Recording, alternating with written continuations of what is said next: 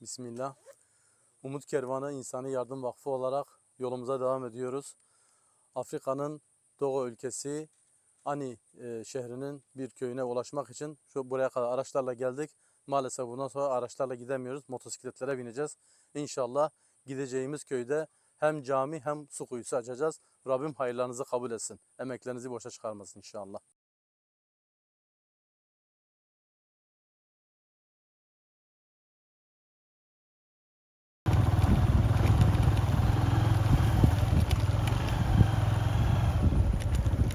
Mun ada. Ada.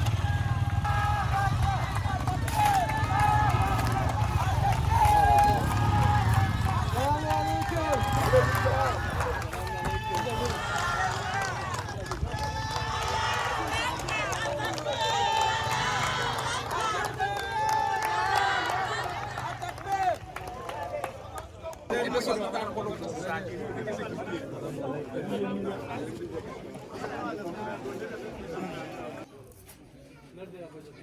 Abi bu eski camiydi. Evet. Eski camiydi. Köy halkı burada namazlarını kılıyor. Evet.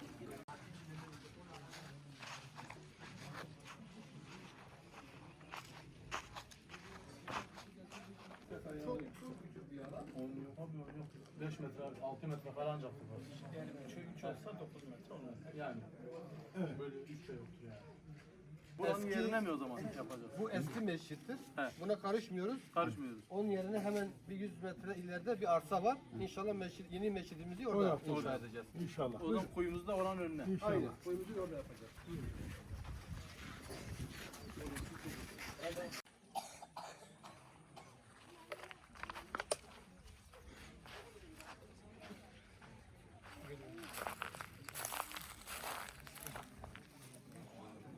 Bismillahirrahmanirrahim. Umut Kervanı İnsani Yardım Vakfı olarak Batı Afrika'nın Togo ülkesi Anik şehrinin Çedriga köyündeyiz. Buraya Allah nasip ederse hayırseverlerimizin desteğiyle Ebu Eyyub el-Ensari Camii'nin inşaatını inşallah temelini burada bugün atacağız. Rabbim hayırseverlerimizin hayrını kabul etsin inşallah. Yalnız bu cami Umut Kervanı İnsani Yardım Vakfı'nın projeleriyle sadece şu anda %50'si tamamlanmış. %50'si daha tamamlanamadı. Hayırseverlerimize buradan da çağrımızdır. Bu camiye hissesine ortak olun. Bu hayrımızı inşallah elinizden geldiği kadar bizi destekleyin. Rabbim hayırlara vesile kılsın. Rabbim bu günümüzü diğer günlerimizden daha hayırlı eylesin inşallah. Amin. Ya Allah, Bismillahirrahmanirrahim.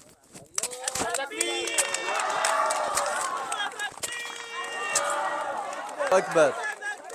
Allahu Ekber. اللهم لك الحمد يا الله اللهم بارك للمحسنين الحمد لله الذي أنزلنا على عبدنا في القرآن الحمد لله يا الله